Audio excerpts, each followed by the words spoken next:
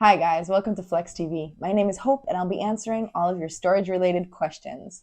Today I have a question from Millie, and Millie wants to know, where can a storage container be placed?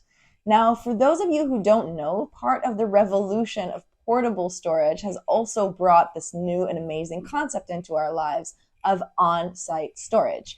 Now, on-site storage or at-home storage means kind of what it sounds like. You rent a container from a storage company and then you keep it on your property. Now, this is amazing for several reasons. Number one, it's kind of like an outdoor shed. It's always nearby, always on hand, super accessible. You can put stuff in or take stuff out anytime you want. So you have all this sense of control and you're watching over it and it's right there. You don't have to go anywhere.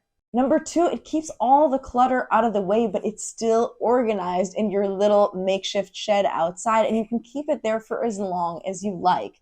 And number three is that usually when you keep your storage unit on site, you actually end up paying less per month because you're not taking up space at the facility. So you've come around to this amazing concept and you want a storage unit kept on your property. Where can you place it? In your backyard, in your front yard? Well, what about the side? Or can it be placed in your driveway?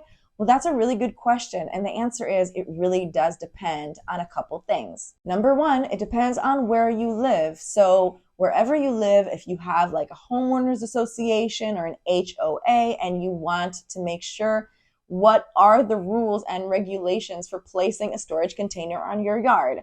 Some neighborhoods will not allow you to have a container on your yard. Some will allow it only if it's of a certain size, or maybe only if it's in the back, or if you've placed some sort of fencing around that makes it not so visible, because most of them are not so attractive. So the rules are different in every area. So before you order it, obviously you want to make sure you're allowed to place it in your yard in the first place. Make sure you do not skip this step. Some HOAs won't allow any kind of container unless it's something that's on wheels. So just make sure of that before you book your unit and have it brought over, because the delivery is also usually quite expensive. The second thing you need to do is check with your storage provider. Sometimes containers need certain conditions in order to be placed in your yard. So they'll say like the ground has to be level, or there has to be no mud, stuff like that. So you need to check with the storage provider, depending on also the size of the unit that you want, the space that you have, and what you have there. Is it a driveway? Is it a lawn?